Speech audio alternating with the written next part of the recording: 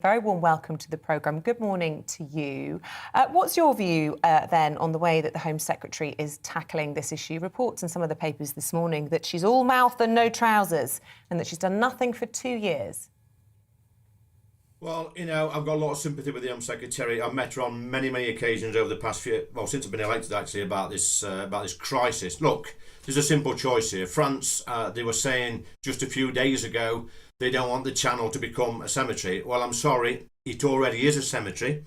And if France wants to see an end to the deaths in the Channel, these horrible, vile scenes that we see being perpetrated by the vile human traffickers, if they really want to see an end to deaths in the Channel, then they've got to play their game. They've got to play the game right. They've got to talk to us. They've got to accept that we need to send the illegal migrants back to France as soon as they get on these shores. If they do that, that will send a clear message straight out to the people traffickers that, their trade is not going to work. It breaks the business model, as the boss says. And then, you know what? It will stop. Surely it will stop. The French, like I say, I'm really furious with the French at the moment. It looks like they're still trying to get one over us because of Brexit. It's the only stick they've got left to beat us with. And quite frankly, they should be ashamed of themselves. And if they really want to stop this problem, then the problem in their own country, then do the job properly. Let's have some returns. Let's break the trade. And not only does it save lives in the Channel, it stops the business model. And you know what? It helps France and the rest of Europe, because this is a European problem, not just a UK problem.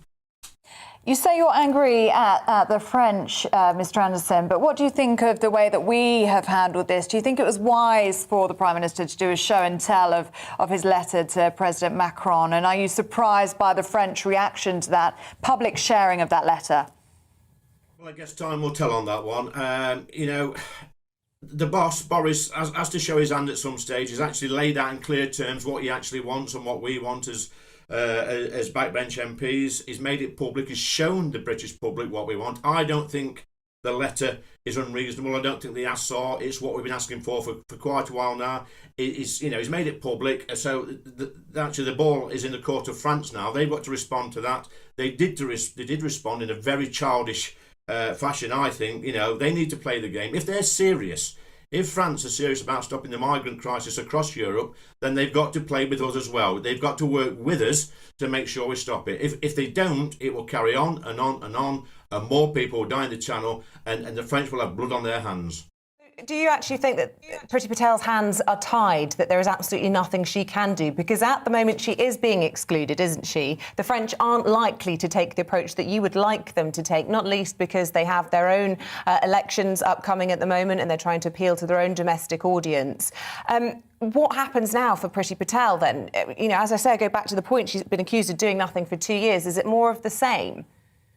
Well, her hands are tied to some extent. I've got a lot of sympathy with Priti. It's an awful job she's got to do. Look, we've even got the unions poking their nose in. I see in the papers this morning. They're supporting a charity, a migrant charity. They're going to mount a legal challenge against the Home Secretary for the pushback tactics in the Channel. We've got the French not playing, the rest of Europe not playing. We've got the Labour Party not playing the part. She's got back to the wall. But you know what? The Red Wall MPs and the MPs in my party are right behind the Home Secretary. She's got a real battle on her hands. But we're going to stop this at some stage. It's thoroughly depressing, especially when you see the scenes in the Channel last week where people are dying.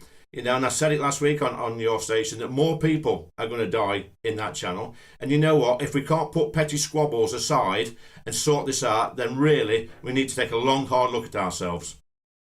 Mr. Anderson, there's no denying that something needs to be done. Almost 26,000 people across so far this year. It's almost 3 times, I think it is now 3 times, the numbers that we saw in 2020. I know that you personally have lobbied the Immigration Minister 2 weeks ago to push for offshore processing. We actually heard from a migrant who made it across the Channel in 2020, who is now a refugee in this country. His application has been accepted.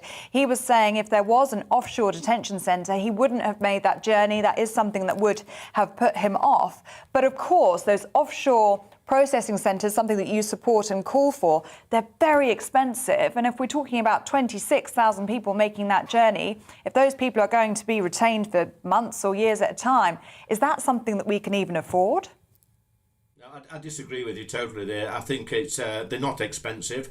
I think once you open the offshore processing centres and people realise they can't get to this country and realise that people traffickers aren't going to make £3,000 a person, about 50 grand a boat, then the trade will stop. And it's as simple as that. Then there won't be many people going to the offshore processing centres. It's a false economy. We're picking them up now. We're putting them in hotels. They're going through they're getting legal aid. They're costing the country an absolute fortune. Offshore processing is part. I think that's a good part of the process that will actually stop this evil trade. You said yourself that you believe that France and perhaps other EU members are punishing the UK for Brexit. You know, a huge number of GBNews viewers will have voted for Brexit on the basis that it was going to help us bring back control of our borders. Do you acknowledge that it hasn't, and are you disappointed with the form of Brexit that's been delivered? Disappointed? No, not all of Brexit. I think it's been a success. It's what we voted for. But the borders issue, I think, was probably one of the biggest single issues in the Brexit vote. People wanted to take back control immigration, and control our borders. And like I say, I think countries like France, it's a bit of a stick to beat us. Where they probably, they're waving some of these illegal migrants through. They're encouraging the trafficking trade, and actually, I think secretly they're probably laughing at us.